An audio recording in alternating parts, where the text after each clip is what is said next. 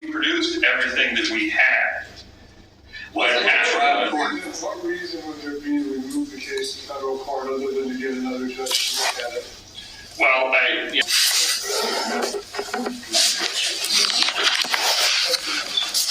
So last case is going to right for Thomas. Here, Your Honor.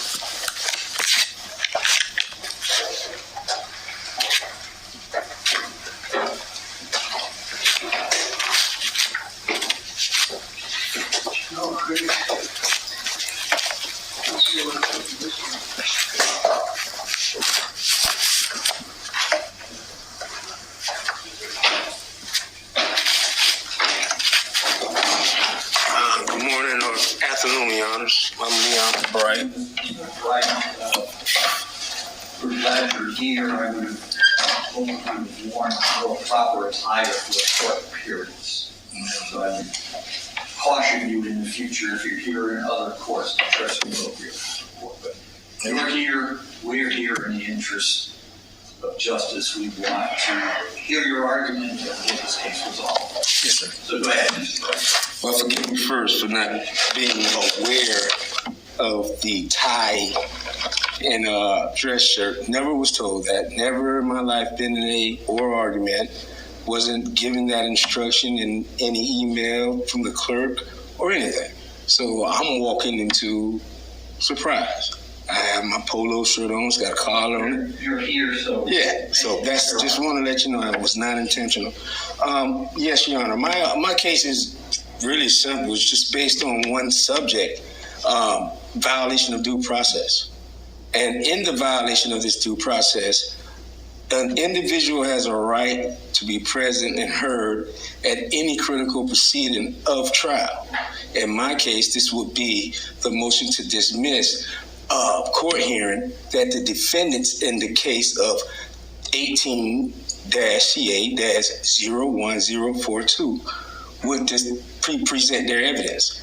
Prior to this date, which was October 1st, 2019, the defendant was incarcerated sometime in August, prior to this court date, in which the defendant submitted numerous of documents putting on that information to the court or acknowledging to the court of its incarceration and an alternative to be heard and seen on the October 1st day, whether it's telephonic hearing or whatnot. It was not my fault that I was in jail. In fact, those charges was dismissed. So this was a total, I would say, unfavorable issue that took place. But yet and still, the October 1st, 2019 case, motion dismissed, only involved inside of the presence in front of Paul Huey was the defense side and all of their attorneys, at least 5 of them. And the defendant, Leon Bright, was in jail. While I was submitting this paperwork 2 months prior to this hearing, Judge Huey denied my right to advise. I have the motions to put on the record for if the courts ask for them. I know this is about your questions and your inquiries, but I have placed many motions to Judge Huey before the October 1st date, and he denied them before the October 1st. So what he was saying was, I'm not giving you due process. I don't care if you're not here. And since that date, October 1st, 2019, he made other rulings granting unchallenged motions to dismiss by each defendant and their 5 attorneys in that particular court, and it was just completely wrong. Case law has it that even denial of a due process is a valid basis to recuse a judge, and that's exactly what Judge Huey did. He allowed the state to take the defense of the Checkers case, all of their attorneys, full law firms, to take advantage and tactical advantage upon my incarceration, which I've been crying for the last 6-7 years, asking why am I not being given opportunity like anyone else, able to be present and argue my facts. And until the October 1st, 2019 date, this fraudulent scandal that took place before Judge Huey, along with the Checkers law firms, defendant exercised and was very active, proceeding pro se in every moment or event of this civil case, which included written interrogatories, written requests for admissions, discovery that kept getting bigger because checkers had that fine wine style of stonewalling. So a lot of the answers to admissions, I've proved that they lied. The owner said the videos was working. Then another defendant said, though they wasn't working, but the owner said they always was working, and it was retained for 30 days. But then I have other admissions, which has no video. Even the police officers amongst the Baker Act that took place on that particular day advised that videos were current, were there. So in my mind, the violation of due process comes in two different forms in this case. First, never giving me an opportunity to be present at the October 1st, 2019 hearing. And when I filed the motion to vacate, they did not give me an evidentiary hearing when it's clear that this is one of those areas was 1.540B4, not just a voidable, but a void order, can be raised at any time. And if that same void order, the rule 1.540B4, establishes fraud upon the court, extrinsic, then that court must set a hearing. Huey, the same one who denied me my rights to go to the hearing, the motion to dismiss, also denied every single motion trying to establish my rights to vacate that same fraudulent judgment.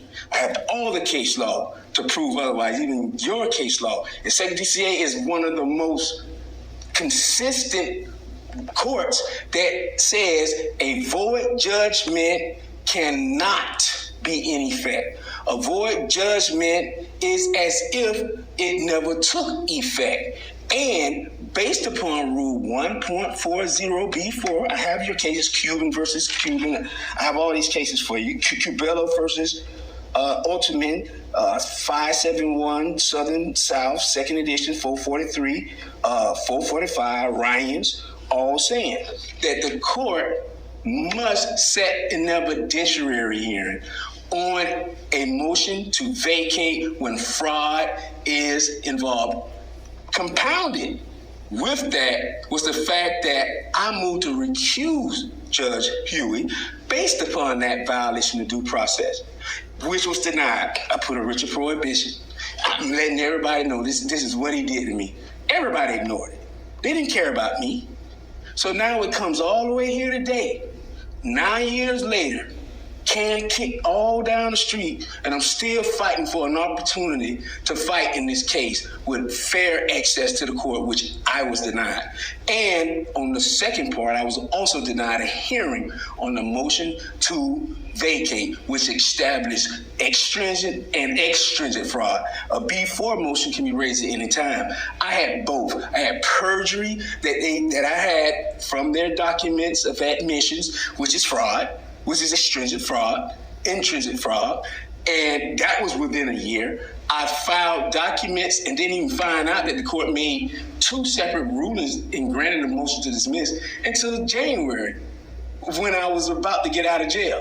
I found all this out even after filing the initial motions, thinking that the judge would grant them, saying that I wasn't possible to be present, can at least hold the proceedings in abeyance or order for transport or telephone hearing. Judge Huey denied those questions. If you see the record, it's replete.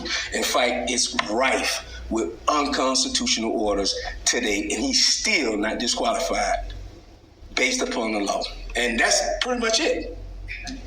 Thank you, Mr. Brown. You're welcome, sir. Do you have anything to say? I like to do my 5 minutes. Good morning, Mark Tinker on behalf of the Checkers defendants and our employees, Thomas, Marcial, Castro Lopez, and Didios. I've done my best. It's a complicated trial court record. I did my best to sort it out for the board in the brief. As far as we have a dismissal for lack of prosecution, the motion was filed. It was a 1.540 motion. Judge Huey looked at it, laid out in the brief why would you within his discretion to deny it. Unless the court has any questions, I'm happy to rely on the brief. Very well. thank you, Mr. Tinker.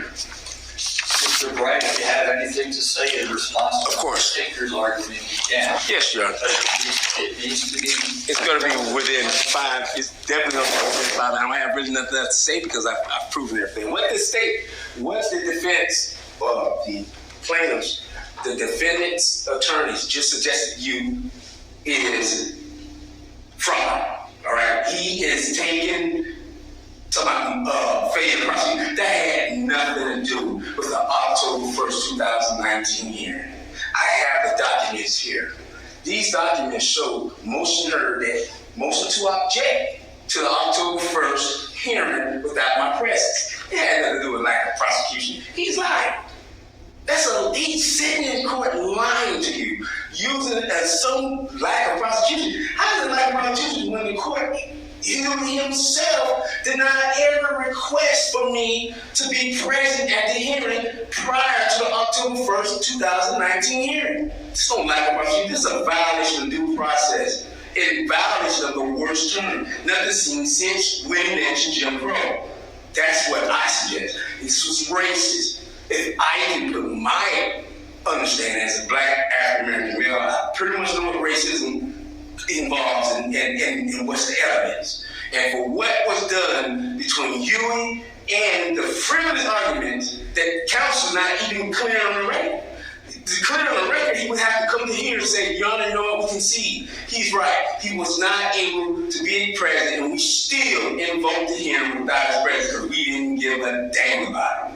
But, Your Honor, since we know that we were wrong, we'll actually fix that and give him his day in court. He didn't do that. He just came up here and lied and tried to throw the court off with lack of prosecution. He couldn't. I guarantee you call him back up here, he won't be able to cite on record on the document that says lack of prosecution was the reason why this case was dismissed. And that's all I have for you. Thank you, Mr. Bright. Thank you, Mr. Tinker.